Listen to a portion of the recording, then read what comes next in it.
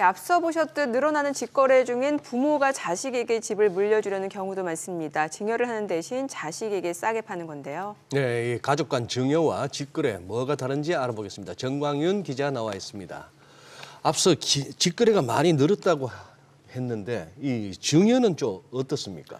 네, 증여도 이제 지난해 말쯤부터 급격하게 늘었습니다. 보시면 이제 지난해 12월 기준 서울 주택거래 3건 중 1건꼴로 증여입니다. 1년 전보다 비중이 2배 이상 커진 건데요. 월간 기준으로는 역대 최고치입니다. 여기엔 이제 집값 쌀 때 남에게 파느니 차라리 증여세를 내고 물려주자 뭐 이런 심리도 작용한 걸로 보이는데요.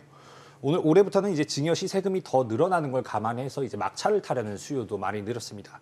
지난해까지 증여받은 사람은 시가 표준액, 그러니까 공시가격에 따라 취득세를 냈었는데요. 올해부터는 시세에 더 가까운 시가 인정액을 기준으로 내야 합니다. 자식한테 증여를 할 수도 있는데 그러면 굳이 직거래로 집을 넘기는 사람들은 왜 그러는 겁니까? 네, 이제 증여하는 것보다 직거래하는 게 세금이 더 덜 나오기 때문인데요. 네네.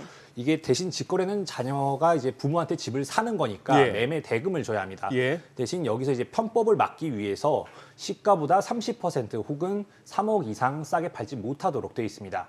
예를 한번 들어볼 텐데요. 다주택자인 부모가 5년 전에 10억에 산 집의 현 시가가 15억이라고 가정을 해보겠습니다. 증여를 하면 증여세가 약 4억 원이 나오는데요. 반면 12억만 받고 자식에게 팔면 양도세가 불과 5천만 원 수준입니다.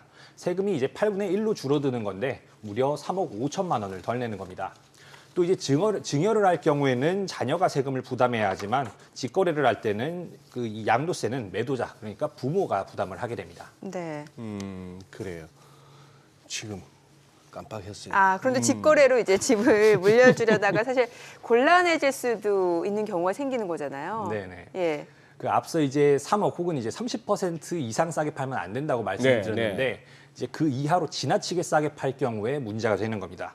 이제 증여세를 추징당하는 건 물론이고 세무당국의 집중 조사 대상이 될 수도 있는데요. 한번 들어보시죠. 네. 자금 출처가 확인되지 않는 돈이 있지는 않은지에 대해서도 확인을 하게 되고 특수관계자가 지급받은 대금을 다시 우회해서 증여하지는 않는지 이런 것들을 총체적으로 다시 살펴보게 됩니다. 네, 그러니까 이렇게 증여를 목적으로 직거래를 하시다가 자칫 탈세에 이제 발을 들일 수 있다는 점은 주의를 하셔야겠습니다. 그러니까 앞서 15억짜리 집을 시가보다 3억 싸게 12억에 사게 되면 자녀가 그 12억이라는 자금이 있어야 되는지 그렇죠. 출처가 확인이 돼야 된다 이런 예, 얘기인 거잖아요. 그렇습니다. 예, 알겠습니다. 정 기자 이야기 잘 들었습니다.